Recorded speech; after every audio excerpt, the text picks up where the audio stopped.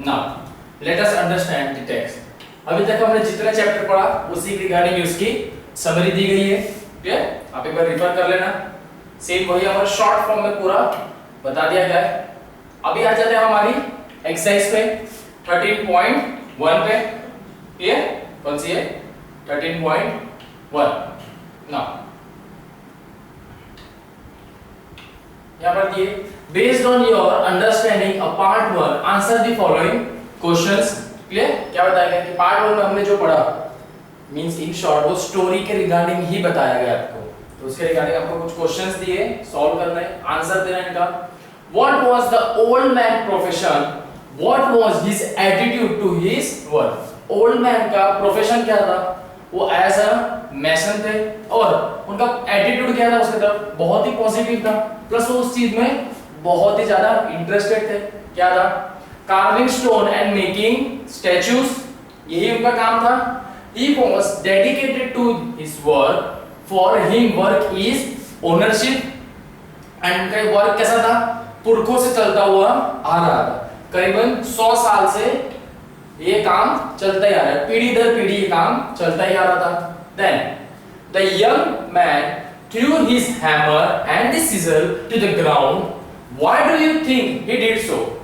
क्यों उस लड़के ने हैमर और सीजर को जमीन पे फेंक दिया? क्यों? आपके हिसाब से ऐसा उसने क्यों किया?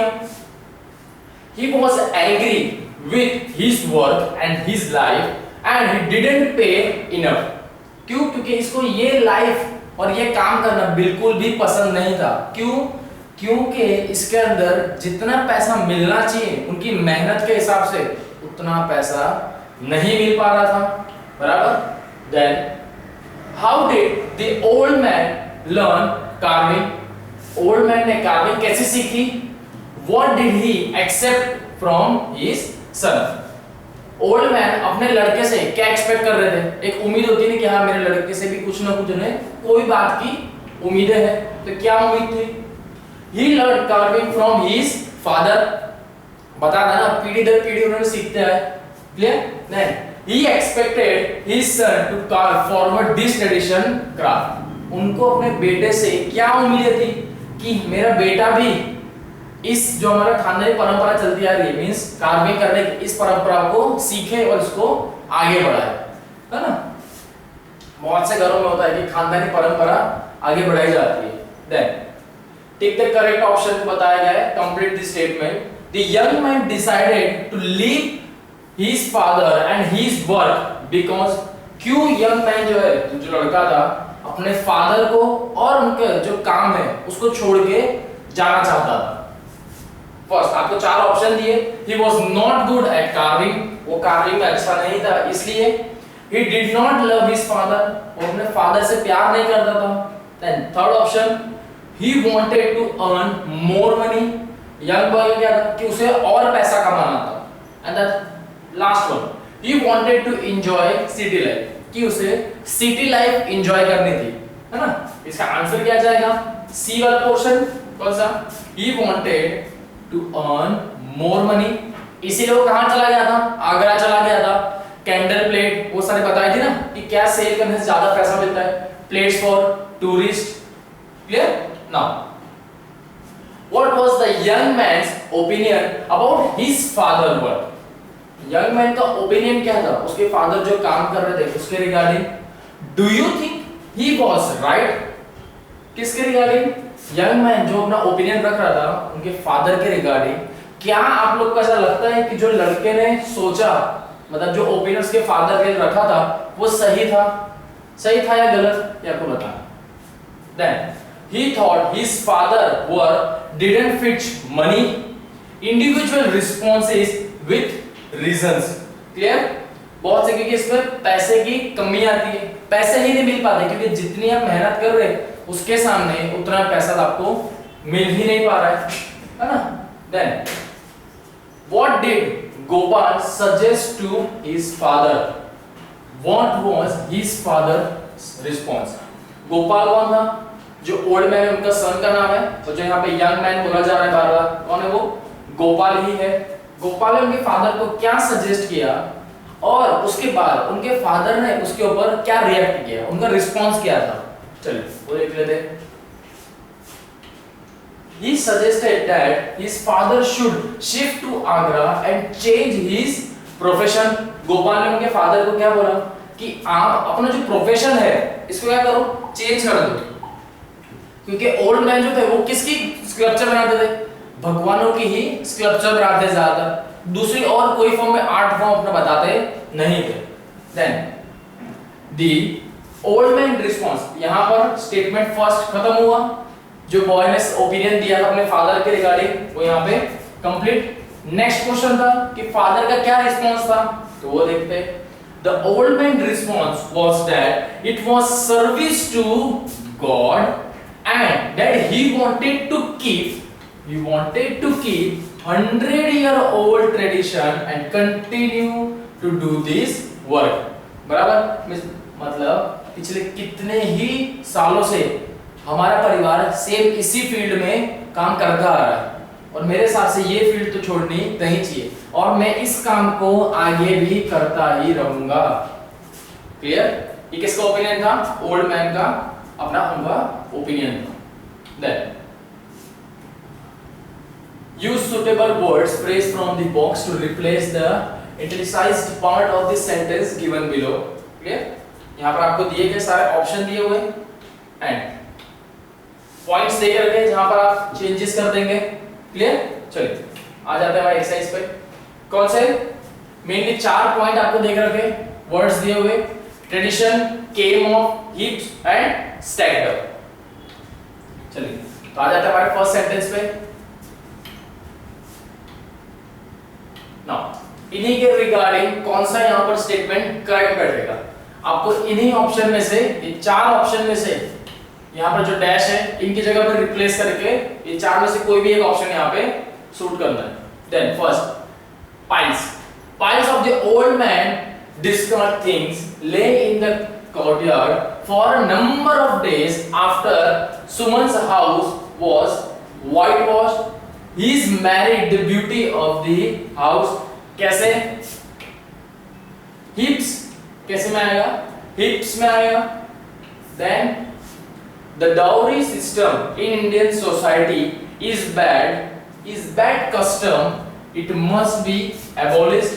dowry system जो है वो इंडियन सोसाइटी में बहुत ही खराब सिस्टम है, तो इसको जल्द से जल्द हटा देना चाहिए, है ना, इसको हटा देना चाहिए। कस्टम की जगह पे आप क्या लिख सकते हो? Same, bad tradition, near to word, similar to word होना चाहिए वो। क्लियर? मींस इन शॉर्ट आप याद रखिए, कस्टम का क्या आएगा?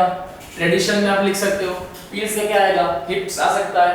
Now next, when we visited the construction site of our new house we found a lot of bricks piled up neatly near the fence। जब कंस्ट्रक्शन के वहां पर पहुंचे साइट पे तो बहुत सी जो ईंट थी वो कहां पर? फेंसेस के वहां पे रखी हुई थी। देन क्या आएगा? पील्स अप के बाद स्टैक्ड अप, क्या आएगा? Stacked up. Then the salesman could not tell us the price of this shirt I like because it is price tag got removed when he was arranging the new stock of the sleeves। क्या बताया कि भाई जब मैं वहां पर गया कपड़ा लेने के लिए तो मैंने सेल्समैन को जो मेरे शर्ट पसंद है ना, जो शर्ट पसंद आई उसकी प्राइस पूछी, लेकिन सेल्समैन को प्राइस नहीं बता पा रहा है। क्यों नहीं बता पा रहा है? क्योंकि उसका जो प्राइस टैग है, हर कपड़े का एक प्राइस टैग होता है कि उसकी कीमत क्या है, वो उस पे मिसिंग है। क्यों? क्योंकि वो न्यू स्टॉक जमा रहा था, इसलिए उस चीज में मिसिंग है वो। गॉट रिमूव्ड, तो गॉट रिमूव की जगह क्या आ सकता है? केम ऑफ, क्या आएगा? Came off. Clear? Now suppose you are the old stone mason, just imagine करना है आपको ये चीज। क्लियर? ये वाला पॉइंट कैसा है? ओन वर्ड्स में आपको लिखना है कि suppose you are the old stone mason, उस ओल्ड पर्सन की जगह पे आप अपने आप को रखिए। Your son has left you, just example के थ्रू जाना, एक इमेजिन करो कि आप खुद एक स्टोन मैसन हो, या हाँ ठीक है बराबर, देन आप ही का लड़का है बेटा आपको छोड़ के जा रहा है, रीजन भी इसने बताया कि क्या रीजन था, and family business has gone away. Same यही सिनेरियो अगर बोलते ना अपने आप पे बिता के देखो कि उस फेस अपने ओल्ड मैन की जगह पर रख के देखो अपने आप को, तब आपको क्या सीन क्रिएट होता है, कैसा फील करते हो। तो वही सारी चीज आपको बतानी है। मेनली 50 to 60 वर्ड्स में आपको बताना है। ओके, मिनिमम इतने वर्ड्स तो आपके होने ही चाहिए। क्लियर? चलिए now next 13.2 do you know, ये और गवर्नमेंट की तरफ से सब दिए गए है ना, सर जनरल नॉलेज के रिगार्डिंग है। और government is making every possible efforts to promote and encourage artisans to innovative and achieve excellence in their work. The handicraft board and NGOs, NGOs means non जल्दी NGOs क्या होगा, जल्दी NGOs आप देखना क्या होगा, non government organisation. Clear? Then exhibition, craft, bazaars and handicraft melas in big cities to provide market for sale of their product. Given below are the some examples of initiative: Suraj Kund, then Sastak Nature Bazaar, Delhi Hut, Central Cottage Industries, Empyrean। Government क्या करती है, government भी जो sculpture artist है इनको और motivate करने के लिए क्या करती है, एक ऐसा सिनेरियो बनाती है जहां पर मींस एक एटमॉस्फेयर क्रिएट किया है, सोसाइटी क्रिएट की जाती है जहां पर इनकी वैल्यू बढ़ी जाए। मींस कहां पर ही ज्यादा दिखाते हैं, हैंडीक्राफ्ट बोर्ड जो है वो बहुत बड़े पैमाने पे दिखाता है, जैसे KVIC khadi and village industry cooperative, ये है जहां पर खादी के रिगार्डिंग सारे कपड़े बनते हैं। जस्ट लाइक एग्जांपल खादी के रिगार्डिंग, वैसे स्कल्पचर के रिगार्डिंग भी और है। एनजीओस है, ठीक है, जो क्या करते हैं एग्जीबिशन रखते हैं। हमने देखा होगा बहुत से जगह साइंस फेयर का एग्जीबिशन लगता है, इलेक्ट्रिक मोटर्स का एग्जीबिशन लगता है ना। देन ऐसे क्राफ्ट बाजार है, वहां पर भी इनको बुलाया जाता है कि आप आइए अपना प्रोडक्ट दिखाइए, है ना, प्रोडक्ट या आपकी जो स्किल है ये बताइए उसके ऊपर। देन हैंडीक्राफ्ट मेला, और बिग सिटीज में भी मार्केट सेल में इजीली आपको मिल जाएगा। ये आजकल तो ऑनलाइन भी आपको बहुत कुछ चीजें मिल जाती है। ये जस्ट एक जनरल नॉलेज के रिगार्डिंग ही है ना। नाउ पार्ट 2 जिसके अंदर क्या बताया गया था कि आफ्टर दिस सन लीव्स, जहां पे उनका लड़का उन्हें छोड़ के चला जाता है, किसका, ओल्ड मैन का लड़का छोड़ के चला जाता है। उनके फादर उन्हें समझाते भी है कि नहीं देखो ये हमारा खानदानी बिजनेस है ना, ट्रेडिशनल चलता आ रहा है, तो इसे छोड़ के नहीं, उल्टा इसको साथ में लेके चलो। लेकिन उनका लड़का क्या बोलता है कि इसके अंदर ज्यादा बेनिफिट नहीं है ना, इसमें ज्यादा कोई बेनिफिट नहीं है।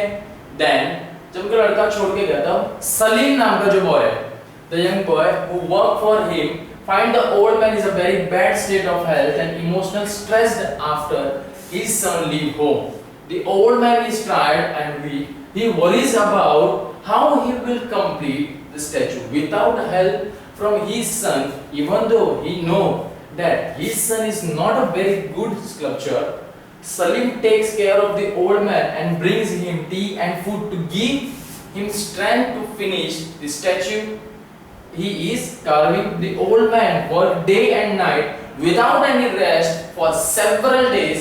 Even though he is extremely tired, he continues to work and finally early one morning he faints.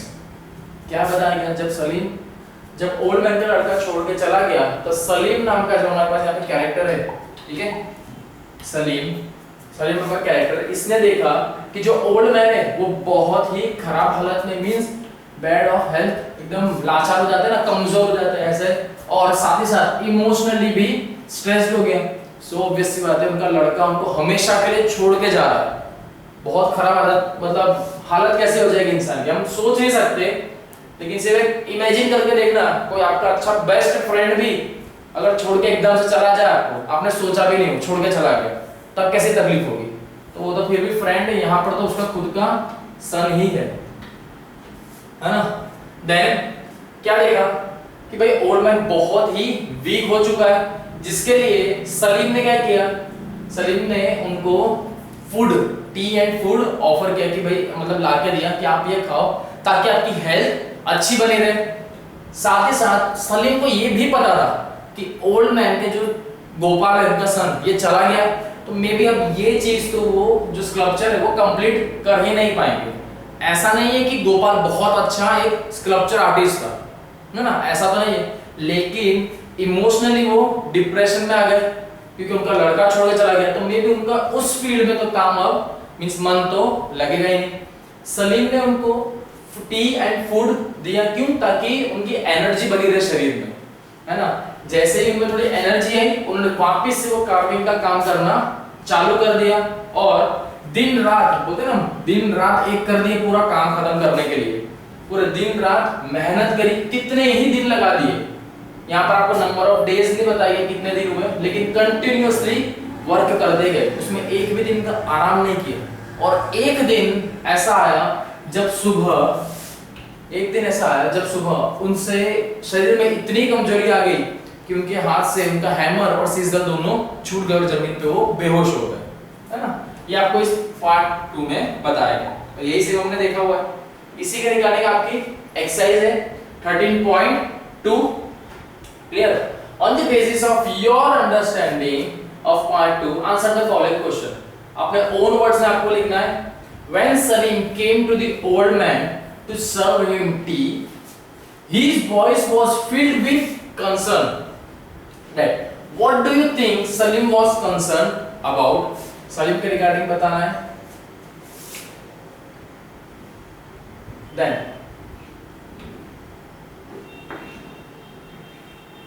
just a second. His concern was about the old man physical condition. Salim ने क्यों उसको टी और food offer किया? क्योंकि उनको मालूम है, सलीम ने क्योंकि देखा कि ओल्ड मैन बहुत ही ज्यादा वीक हो गया है ना, बहुत ही ज्यादा वीक हो गया। कोई अगर वीक है तो उसे क्या चाहिए? फूड चाहिए ना, तभी तो उसके शरीर में एनर्जी आएगी, इसीलिए उन्होंने टी और फूड उनको ऑफर किया था। Then who was Salim? What was his relation with the old man? Salim कौन था और उसका ओल्ड मैन के साथ क्या रिश्ता था, ये आपको यहाँ पे पूछा जा रहा है। Salim was a boy who worked in the stone mason house, served him tea and took care of him. He was a servant boy and the old man was his master. Salim कौन था? जो स्टोन मैसन है उसके वहां पर ही ये काम करता था ये, और क्या काम था? चाय लेके आना, है ना, टी का काम था, और साथ ही साथ उनकी देखभाल करने का भी इनका काम था। जो सर्वेंट था बॉय, क्या? जो सलीम, है ना, सर्वेंट बॉय मींस यहाँ पे किसकी बात की जा रही है? सलीम की बात कर रहे हैं, वही कौन है? सर्वेंट बॉय वही है। तो ओल्ड मैन को क्या एज अ मास्टर जी के थ्रू रिप्रेजेंट करता था, मींस उनके निगाह में ओल्ड मैन कौन था? उनके गुरु बोलते हैं ना, वो थे, दैट्स कॉल्ड मास्टर जी। अगर आपको पता होना चाहिए कि सलीम क्या था? ऑर्फेन बॉय था, मींस अनाथ बच्चा था, है ना। Then what was the old man worried about? Old man किस चीज की चिंता में था? किसकी चिंता में थे वो? वरीड थे। He was worried about how he would finish the statue all by himself. जैसे ही उनका लड़का उन्हें छोड़ के चला गया, अब वो तो डिप्रेशन में आ गए, अब उनको उस चीज जो स्कल्पचर बनाने थे उसकी उनकी हिम्मत ही नहीं हो रही थी। तब उन्हें एक चीज ऐसी आई कि अब मैं ये स्कल्पचर कैसे कंप्लीट करूंगा। उसके बाद भी उन्होंने हिम्मत तो दिखाई थी कि नहीं मैं एनी हाउ कंप्लीट करूंगा। हमने पार्ट टू में पढ़ा अभी कि दिन रात एक कर दिए, कंटिन्यूअसली वो काम करते ही रहे, लेकिन एक दिन सुबह ऐसा आया कि अब उनके शरीर में इतनी ताकत भी नहीं थी कि उस स्कल्पचर को वो पूरा कंप्लीट कर सके। तब उनके मन में क्या आया कि मे बी मेरे से शायद ये स्कल्पचर कंप्लीट नहीं हो पाएगा। हमें इसके साथ में क्वेश्चन में आया था कि कौन सा स्कल्पचर बना रहे थे वो? राधा एंड कृष्ण का, है ना, राधा एंड कृष्ण का। याद रखना, बहुत से करके फिल इन द ब्लैंक्स और इसमें पूछ लिया जाएगा। Then why did he wish Gopal was with him? क्यों ऐसा चाहते थे कि गोपाल उन्हीं के साथ रहे? कौन? ओल्ड मैन की बात कर रहे कि उनका लड़का उनके साथ क्यों रहे? He was not good at carving the face and hands of statue. बराबर? उन्हें पता है कि उनका लड़का इतना अच्छा एक आर्टिस्ट नहीं था, है ना, स्कल्पचर बनाना, कार्विंग पर्सन, वो इतना अच्छा एक मैसन नहीं था। He wished Gopal was with him to help to finish the statue. उनकी सिर्फ एक ही इच्छा थी कि गोपाल एटलीस्ट मेरे साथ तो रहे, स्कल्पचर तो पूरा मैं ही बनाऊंगा, बस वो मेरी थोड़ी बहुत सिर्फ मदद करे, है ना।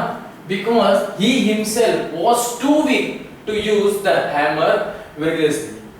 किस तरह से बताया, क्योंकि वो खुद भी बहुत क्या वीक थे, तो उस हैमर के थ्रू वो इतना इजीली वो काम कर नहीं सकते, है ना। Clear. Then Salim said it comes from somewhere deep inside you. Salim ने क्या बोला, it comes from somewhere deep inside you. Explain the meaning of the plains, या फ्रेज आएगा यहाँ पे, phrase in you own words in 2 to 3 sentence में आपको बताना है, ओन वर्ड्स में बताएंगे। देन क्या आएगा, it refers to the ability to master the skill. Clear. Now चलते हैं हमारी नेक्स्ट एक्सरसाइज पे। क्लियर। लास्ट क्वेश्चन के रिगार्डिंग आपको ओन वर्ड्स में लिखना है यहाँ पे, what lie behind their achievements, उनके अचीवमेंट्स के regarding at least 2 things inspire people to excel whatever they do. आपको ओन वर्ड्स में अपने हिसाब से लिखना है ना। नहीं, क्या है, जस्ट एक जनरल नॉलेज के रिगार्डिंग आपको ये सारी चीजें दी गई है, एक बार रिफर कर लेना सिर्फ। क्लियर। नाउ कौन सा आ गया, पार्ट 3। पार्ट 3 में क्या दिया गया, when the old man opened his eyes he find himself on the bed, he hears someone working। in short मैं आपको बता देता हूँ क्या था इसके अंदर, हमने ये चीज पढ़ी थी। ओल्ड मैन एकदम से काम करते करते, क्योंकि पिछले कितने ही दिनों से कंटिन्यूअसली वो काम कर रहे थे, एक दिन सुबह ऐसा आया कि जब उनसे जो उनकी छेनी और हथौड़ी है, यानी सीजर और हैमर उनके हाथ से छूट गया और वहीं पे वो बेहोश हो गए। देन उसके बाद का सिनेरियो दिया है पार्ट 3 के अंदर, कि उसके बाद जब उनकी आंखें खुली तब उन्होंने अपने आप को पाया कि वो तो एक बेड पे है ना, जहां पर एक कॉट का बेड मींस मलमल का कपड़ा होता है, लाइक वैसे वो बेड पे लेटे हुए। तभी उन्होंने एकदम से किसी चीज की आवाज सुनी, और वो आवाज जो छेनी हथौड़ी पे लगती है ना, छेनी पे जब हथौड़ी पड़ती है तब वैसी आवाज आ रही थी। तो उनको मे भी ऐसा लगा कि शायद क्या मैंने गलत सुना, क्योंकि इस तरीके की आवाज कहां से आ सकती है, क्योंकि उनके विलेज में सिर्फ एक अकेले वो ही एक ऐसे कार्विंग आर्टिस्ट थे, है ना, मींस वही ये स्कल्पचर बनाने वाले एक ही पर्सन थे। तो दूसरा ऐसा कौन आ गया जो ऐसी आवाज कर रहा है, मे भी उनको लगा कि शायद क्या मैंने गलत सुना या मैं सही सुन रहा हूं कि इस तरह की आवाज आ रही है। तब उन्होंने वापस से थोड़ा ध्यान से सुना, तब वो आवाज धीरे धीरे कंटिन्यूअसली होती जा रही थी और बढ़ती जा रही थी। तब उन्होंने क्या हुआ, तब उन्होंने सोचा कि चलो मैं जाके देखता हूँ कि मेरे वर्कशॉप से ये आवाज कहां से आ रही है। उन्हें पता चला कि मेरे वर्कशॉप से ही आ रही है। तो उनके मन में ऐसा हुआ कि मे बी शायद उनका जो बेटा था गोपाल, वो शायद वापस आ गया है। उनको तो ऐसा है ना कि शायद मेरा बेटा ही वापस आ गया है, और कौन सीखेगा, क्योंकि मैंने मेरे बेटे को थोड़ा बहुत सिखाया हुआ था। वो ऐसे ही सोचते हुए वहां तक उनके जो वर्कशॉप है वहां तक जाते हैं। देन वहां पर जब देखते हैं तब जो एक बच्चा उस पे कार्विंग कर रहा होता है, मींस स्कल्पचर को बना रहा होता है, सेम वही छेनी हथौड़ी से के थ्रू बना रहा होता है। तब उनके मन में जब वो देखते हैं कि अरे लड़का बना रहा है, तब उनके मन से कुछ बोलना चाहता लेकिन बोल ही नहीं पाते। रीजन, क्योंकि जितने टाइम वो सोचते हुए आए कि मेरा बेटा आ गया, मेरे बेटे से मैं ये बोलूंगा, इस तरीके से बात करूंगा, लेकिन जब वो देखते हैं तब क्या पता चलता है कि वो जो लड़का वहां पर स्कल्पचर बना रहा था उनका बेटा गोपाल नहीं, कौन था, सलीम था, जो उनके वहां पे एज अ काम करता था, सर्वेंट था उनका। वो उस स्कल्पचर को पूरा बना रहा था। उस टाइम पे फिर जो उनका सर्वेंट है सलीम, उसने क्या बोला कि मैं आपकी सिर्फ और सिर्फ मदद करना चाह रहा था। और प्लस सलीम ने क्या एक बात बताई कि मैं पिछले 2 साल से सीक्रेटली ये चीज सीख रहा हूं। क्या अगर मुझे इस चीज को सीखने की इच्छा है, क्या आप मुझे ये सिखाएंगे एज अ मास्टर जी बनके। ये कौन, सलीम ने ओल्ड मैन को बोला। देन ओल्ड मैन ने क्या बताया इसके बारे में कि सलीम तुम्हारे अंदर ये टैलेंट बहुत अच्छे से आ रहा है ना, मींस तुम्हारे अंदर ये टैलेंट है कि तुमको ये चीज सीखनी है, और जिसके मन में इच्छा हो कि मुझे ये चीज सीखनी है तो उसे बहुत अच्छे तरीके से तो आ ही जाएगा। एंड ओल्ड मैन ने क्या बोला कि मैं तुम्हें ये बिल्कुल सिखाऊंगा भी, है ना, ये चीज मैं तुमको सिखाऊंगा। और देखना एक टाइम ऐसा आएगा जब पूरे हिंदुस्तान में तुमसे अच्छा एक आर्टिशियन कोई नहीं होगा, बराबर। ये चीज उन्होंने क्या बताई थी, सलीम को बोला गया था, tell Salim that you will be one of the best stone mason in India, है ना। यही पार्ट 3 के अंदर यही था। इसी के रिगार्डिंग आप देख लेते हैं हमारी एक्सरसाइज 13.3। क्लियर, कौन सी एक्सरसाइज पे आएंगे, 13.3 पे। चलिए now on the basis of your understanding of part 3 of the story answer the following question। part 3 के रिगार्डिंग कुछ बताया होगा, जैसे when the old man opened his eyes he found himself on the cot in his room। who do you think, how do you think put him on the cot। कैसा लगता है कि वो कॉट पे कैसे आ गए, किसने रखा था उन्हें, कि वो जैसे उनकी आंख खुली तब वो उन्होंने पाया कि अपने बेड पे वो लेटे हुए, तो वहां तक कैसे पहुंचे। सीधी सी बात है, सिर्फ एक सलीम ही ऐसा उनके पास में था जो उनकी पूरी मदद करना चाह रहा था। किसने पहुंचाया होगा, सलीम ने ही, है ना। Next, the old man heard the sound of strong blows of hammer on chisel। what was the first thought that came on his mind। जब ओल्ड मैन अपने बेड पे लेटे हुए थे उस टाइम पे उन्हें जो आवाज आ रही थी, कैसी आवाज थी, जब हैमर सीजर पे पड़ता है वैसी आवाज आती है ना, कुछ एक आवाज साउंड प्रोड्यूस होता है, तो वो आवाज आ रही थी। जैसे ही वो आवाज उनके कानों तक पहुंची, उनके मन में एक चीज उनके मन में आया, एक थॉट आया था, है ना। वो थॉट क्या था, क्या उनके दिमाग में एकदम से उस वक्त आया जब उन्होंने आवाज सुनी। he thought his son Gopal had come back। उन्हें क्या लगा कि मेरा बेटा शायद फिर से वापस आ गया है ना। सेम यही था। Now, why did the old man admire Salim? Why did the old man admire the Salim? Salim concerned for the old man, old stone mason, his timely help in carving the statue and his skill in carving made the old man admire the Salim। Now, next, why did the old man believe that there was nothing that he could teach Salim? उन्हें क्यों ऐसा लगा कि सलीम को मुझे कुछ सिखाने की जरूरत नहीं है। Salim was carving the face of the statue like an expert craftsman। क्यों ओल्ड मैन को ऐसा लगा कि मुझे सलीम को कुछ सिखाने की जरूरत नहीं है, क्योंकि सलीम उस तरीके से फेस को बना रहा था जैसे कोई एक्सपर्ट हो, है ना, जबकि उसने तो कभी उसको सिखाया भी नहीं है। स्टिल एक वो कैसे एक एक्सपर्ट की तरह काम कर रहा है, बराबर ना। मे बी क्या हमारी एक्सरसाइज एक रह गई थी क्या 12 पॉइंट में, हाँ बिल्कुल 13.2 के अंदर हमारी एक्सरसाइज रह गई थी, सेकंड वाली। इसको फिर कर रहे थे पहले, क्या है, हाँ बराबर है, इतना लगा था। हम डायरेक्ट इस पॉइंट पे आ गए थे, यहाँ वाले पॉइंट पे आ गए थे, ये वाला पॉइंट था ना, imagine you left the son. Clear, ये पॉइंट 4 रह गए थे हमारे, इसे कर लेते। Which word in para part 1 of part 2 means the same as worry. Worry के रिगार्डिंग कौन सा पार्ट इसके अंदर आया था, फर्स्ट और सेकंड में? कंसर्न, अपने कंसर्न पे जा रहे थे वो, बराबर। Now next, which word in the para third of part 2, part 2 के अंदर थर्ड पैरा है, means the same as job. Job के रिगार्डिंग कौन सा वर्ड सूटेबल पाएगा इसमें? वर्क। जॉब से सूटेबल क्या आएगा? वर्क। फिर इस चैप्टर के रिगार्डिंग आपको पता होना चाहिए कि इनके जो वर्ड है वो क्या है, इसके अंदर दिए हुए हैं। एक अनदर वर्ड बोलते हैं ना, सेम वैसे ही क्या आएगा, है ना। जैसे स्पोक लाउडली, एक ये वीकनेस आपको दिया हुआ है, तो कौन सा आएगा? फोर्थ पैरा के अंदर, फोर्थ पैरा जो हमारा चैप्टर था पार्ट 2 में, सॉरी इसके अंदर ही ऑपोजिट चाहिए किसका? स्पोक लाउडली का ऑपोजिट बताना है। इन शॉर्ट ये सब देखने की जरूरत ही नहीं है, मीनिंग सिनोनिम्स दिए और एंटोनिम्स आपको बताए, मींस ऑपोजिट आपको बताना है। स्पोक लाउडली, स्पोक लाउडली का ऑपोजिट क्या होगा?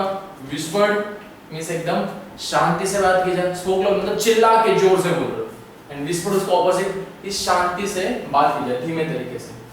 देन वीकनेस का ऑपोजिट, वीकनेस मतलब कमजोरी, ऑपोजिट क्या होगा? एकदम ताकत वाला, स्ट्रेंथ, है ना, क्या होगा आपकी? स्ट्रेंथ। क्लियर? चलिए अब आ जाते हैं फिर से हमारी एक्सरसाइज पे 13.3 पे। Clear? Okay, here we have second. Based on your understanding of part 3, complete the following sentence। part 3 से ही रिगार्डिंग दिए हुए आपके टॉपिक है ना, इसको भी कंप्लीट कर लेते हैं। Now, the old man was stunned to see Salim working on the statue because एकदम होता है ना आश्चर्यचकित हो गया। कौन? Old man. कैसे कि सलीम को देखा, कहते सलीम तो इस स्टैचू पे वर्क कर रहा है, एकदम आश्चर्यचकित हो गए। क्यों? बिकॉज कंटिन्यू करना है आपको, because he had expected to see Gopal and because Salim was working on the face of the statue like a perfect sculpture because he had not accepted that Salim could carve stone। उन्होंने उस time पे क्या था, क्या accept किया था कि शायद मेरा लड़का जो गोपाल है वो आ गया होगा, बट जब उन्होंने जाके देखा तो वहां पर जो स्कल्पचर के ऊपर, स्टोन के ऊपर काम कौन कर रहा था? सलीम काम कर रहा था। और क्या? जो स्कल्पचर का फेस बना रहा था। क्या बना रहा था? फेस बना रहा था, वो भी लाइक परफेक्ट स्कल्पचर। ऐसा आप बोल नहीं सकते कि नहीं इसने पहली बार किया होगा। जो परफेक्टली करते हैं ना, सेम उस तरीके से कुछ काम कर रहा था। Because he had, plus old man ने ये कभी भी मतलब एक्सपेक्ट ही नहीं किया, बोलते ना हमने उम्मीद भी नहीं रखी थी कि अरे ये काम ये भी कर सकता है। लाइक सेम वैसे। क्यों? क्योंकि ये तो एज अ सर्वेंट था, कभी उसने उसको बताया ही नहीं, तो कौन एक ऐसा एक्सपेक्ट करेगा कि हाँ ये आप काम भी कोई कर सकता है ना? Same. Then Salim was able to help the old man in finishing the sculpture। Salim क्या करना चाह रहा था कि ओल्ड मैन का जो स्कल्पचर है उसे वो पूरा कर देना चाह रहा था। क्यों? because he had practicing carving secretly at the quarry। क्योंकि वो आराम मतलब कुछ टाइम अपना निकाला, जैसे काम चल रहा है उसके बीच में जब छोटा मोटा जब थोड़ा भी काम बन जाए या फ्री टाइम में, तो वो सीक्रेटली ये चीजें पूरी सीख रहा था। हम बोलते हैं ना कहीं कभी प्रैक्टिस करते थे इस चीज की। सेम वैसा यहाँ पे सलीम भी प्रैक्टिस ही कर रहा होगा इसके लिए। बराबर? इतना डीप में बताया नहीं है तो सो चलेगा ना। थर्ड क्या दिया? सेम आपको पार्ट के रिगार्डिंग दिए, बस मेन समझिए कि इसका क्या, सरप्राइज का क्या बताना है आपको, मीनिंग। तो सरप्राइज से ही रिलेटेड उसका मीनिंग क्या हो सकता है? स्टन, एकदम शॉक लग जाता है एकदम, है ना? क्या बोल सकते हैं? Stun. Then opposite of heavy, heavy का ऑपोजिट क्या होगा? भारी। तो इसका भारी है तो उसके हिंदी में हल्का, हैवी। लाइट क्या हो जाएगा? लाइट, है ना? बिजली वाला लाइट नहीं, बराबर? Then took at the word admiration in part 1, para 1 part 3, different meaning of these words are given in the box, take the most suitable meaning in the given context। Admiration के regarding यहाँ पर आपको जो box दी है इसमें से कौन से वर्ड सुटेबल है उसके लिए, कौन से हो जाएंगे? थिंक हाईली फॉर समबडी, कौन सा आ जाता है? Think highly for somebody. Clear? यही है, यही दिया हुआ है आपको, think highly for somebody. Okay? Then if you were in Salim's place, what would you do to improve the relationship between the old stone mason and his son? यहाँ पर आपको क्या बता रहा है, अपने ओन वर्ड्स में आपको लिखना है कि अगर आप उस सलीम की जगह पर आप होते तो आप जो बेचारे बाप बेटे है ना, इन शॉर्ट तो यही समझिए कि ओल्ड मैन और उनका लड़का मींस बाप बेटे जो है, तो इनका रिश्ते को बचाने के लिए या और अच्छे से मजबूत करने के लिए आप क्या करते हैं? What would you do to improve the relationship between the father and his son? Clear? Express करना है 50 to 60 वर्ड्स में, सारी चीज कंप्लीट करना है ना। ओन वर्ड्स में बहुत अच्छे से आएगा, पहले स्टोरी क्रिएट कर लीजिए अपने माइंड में, देन और इजीली वो प्रिपेयर हो जाएगी। क्लियर? नाउ अब आ जाता है हमारे ग्रामर पोर्शन पे, chapter wise complete. Now grammar portion. Then 13.1 read the following sentence। क्या? The one who carves a statue is a sculptor। आपको पता है कि जो पर्सन क्या कार्विंग करता है किसी स्टैचू के ऊपर, उसे क्या बोला जाता है? स्कल्पचर बोला जाता है। वैसे ही आपको बताना है सेम, द प्रोफेशन और work of a sculpture is to carve statue. Clear? तो पता ही है may be. Then complete the following sentence appropriately.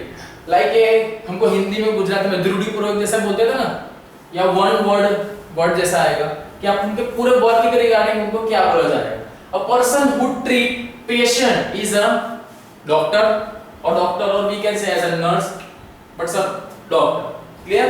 क्या आता है? Doctor. Same, the person who write poem is a poet. क्या होता है? Is a poet. देन क्या आएगा? Poet. Then a person who teaches is as a teacher. The person who teaches you is your teacher. Then a person who works on clay pots is जो ऐसे clay के regarding काम करते हैं, pots बनाते हैं, वो कौन हुआ? पॉटर, है ना? कौन होते हैं? Potter. Clear? Now the person who makes wooden furniture is a carpenter. The person who makes wooden furniture is a carpenter. कौन है? Carpenter. Clear?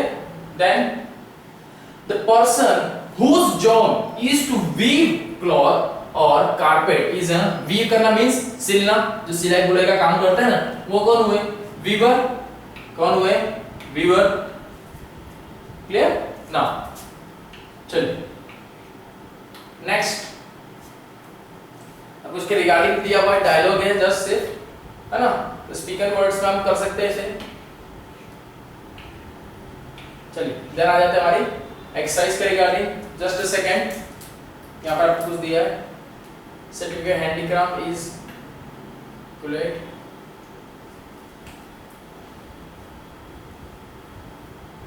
ठीक है, ये आपको ओन वर्ड्स में ही करना है। स्पीकिंग टास्क आपको दिया हुआ है। क्लियर? ये चीज आप खुद से कर लेंगे। स्पीकिंग टास्क दिया हुआ है, बराबर। नाउ देन रीड डायलॉग है। ओन वर्ड्स में सिर्फ पढ़ लीजिए कि किस तरीके से एक कन्वर्सेशन होती है, वो कैसे होती है। सपोज एक अपना नाम ले लीजिए, दूसरा आपका पर्सन है, या सामने आप जिससे बात कर रहे हैं उन्हीं के सामने देखिए कि किस तरीके से वे ऑफ कम्युनिकेशन किस तरीके से किया जाता है। ये चीज आपको बताई गई है। कौन सी चीजें आप रिपीट करेंगे या कहां का बोली जाएगी, वो सारे हाईलाइटेड पॉइंट्स दिए हुए यहाँ पे। क्लियर? चलिए नाउ एक्सरसाइज ग्रामर पोर्शन पे आ जाए। प्रेजेंट परफेक्ट टेंस, किस पे हम? Present perfect tense. Read the following sentence to study underline the verb pattern. Like example दिए, look what it has borders. देखो वो क्या हमारे लेके आया। Then has brought. क्लियर?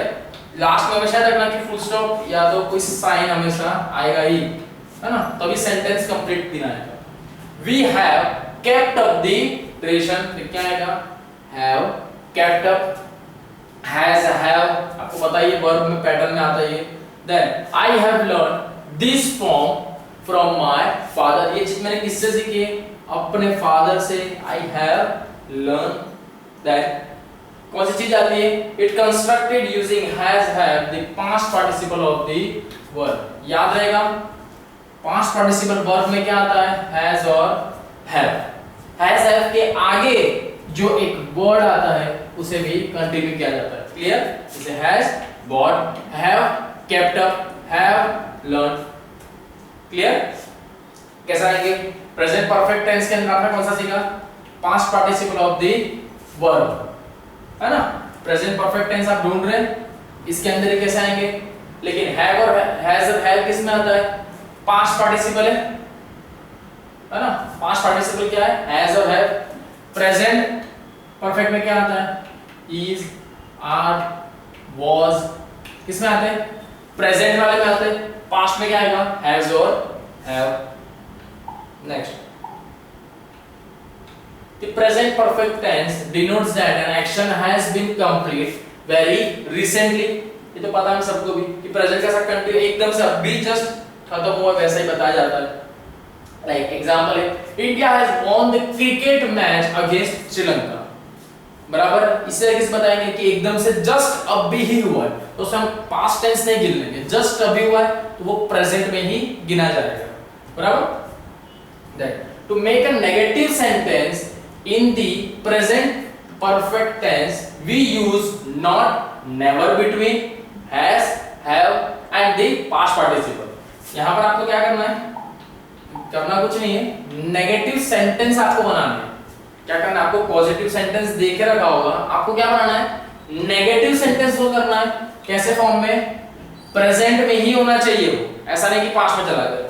लेकिन क्या यूज करेंगे आप, not, never between, has, have, जो कौन से पास्ट पार्टिसिपल होते हैं इनका यूज आप कर सकते हो। लेकिन याद है सेंटेंस कैसा रहना चाहिए, प्रेजेंट परफेक्ट टेंस में ही रहना चाहिए, है ना। चलिए इसके रिगार्डिंग एग्जांपल दिया हुआ है आपको। Example, he has traveled all over India, but he has never gone abroad. क्या बोला है, he has traveled। सेंटेंस के अंदर देखिए कि दोनों चीजें बताई जा रही है आपको एक साथ। he has traveled all over India, वो इंडिया में सब जगह पे घूम चुका है, but he has never gone abroad। ये प्रेजेंट का बता रहा है कि भाई वो बाहर अब्रॉड का ही नहीं गया, लेकिन इंडिया में सब जगह घूम के आ चुका है। क्लियर, पास्ट सेंटेंस मिल रहा है आपको, पास्ट परफेक्ट टेंस मिल रहा है, यहाँ पे प्रेजेंट के बारे में ही बताया जा रहा है। क्लियर, नाउ सेम इसी के रिगार्डिंग आपको बताना है, प्रेजेंट परफेक्ट टेंस सेंटेंस है, आपको पास्ट पार्टिसिपल से बना होगा। फर्स्ट कौन सा आया, मीना डैश फ्रॉम दस्तर बाजार a beautiful lampshade to give to her friend। Purchase के रिगार्डिंग आप क्या लिख सकते हैं यहाँ पे, has purchased, Meena has purchased from दस्तर बाजार a beautiful lampshade to give to her friend। Then I cannot accompany you because I not dash my home work yet। Means मैं तुम्हारे साथ अभी नहीं आ सकती क्योंकि मैंने मेरा होमवर्क अभी कंप्लीट नहीं किया है। आई की जगह पे क्या आ जाएगा, आई के बाद हैव नॉट फिनिश्ड, क्या आ जाएगा, आई, क्या आएगा, आई हैव नॉट और फिनिश्ड यस दिया जाएगा। क्यों, क्योंकि मैंने ये चीज अभी तक की नहीं है ना, नहीं है, past. Clear, then he dash give me a beautiful pen, क्या जाएगा, he dash give me, he dash me a beautiful pen, he give me a beautiful pen, present tense, but past में करना, he has given, क्या जाएगा, has given, है ना, he has given me a beautiful pen। Sentence present में आप past में आप कन्वर्ट करते जा रहे हो। देखो, then Sania Nehwal bring glory to India by her thrilling victory in the Commonwealth Game 2010। Past में कंटिन्यू कैसे करोगे, bring के लिए क्या जाएगा, then Sania Nehwal has brought, क्या जाएगा, has, Sania Nehwal has brought glory to India by her thrilling victory in the Commonwealth Game 2010। Then the Prime Minister announced, present में बता रहा हूँ, the Prime Minister announced that the victims of the recent flood shall be given all the necessary help for their rehabilitations। यहाँ पे प्रधानमंत्री क्या बता रहे हैं कि जो भी फ्लड में जिन जिन लोगों का नुकसान हुआ है उसको सरकार की तरफ से कुछ न कुछ पैसे या सर्विसेज प्रोवाइड की जाएगी। ये अनाउंसमेंट है, और अनाउंस तो इस तरीके से किया जाता है, प्रेजेंट में अनाउंस होता है हमेशा, तब इसको पास्ट में कैसे बताओगे, हैज अनाउंस्ड, क्या जाएगा, हैज अनाउंस्ड। यहाँ पे क्या लिख दोगे, सिर्फ हैज और अनाउंस्ड डी आ जाएगा। The Prime Minister has announced, prime minister ने ऐसा बोला था या मींस पास्ट टेंस हो गया। क्लियर, उसी फॉर्म में है ना ये। चलो, then now look at the following sentence and study the verb pattern. सिर्फ आपको बताया गया है ना, किस तरीके से आपके वर्ब पैटर्न होंगे बताया जैसे have you seen my purse, it is blue in colour. How much time have you spent in making this his sweater. What have you bought from the market.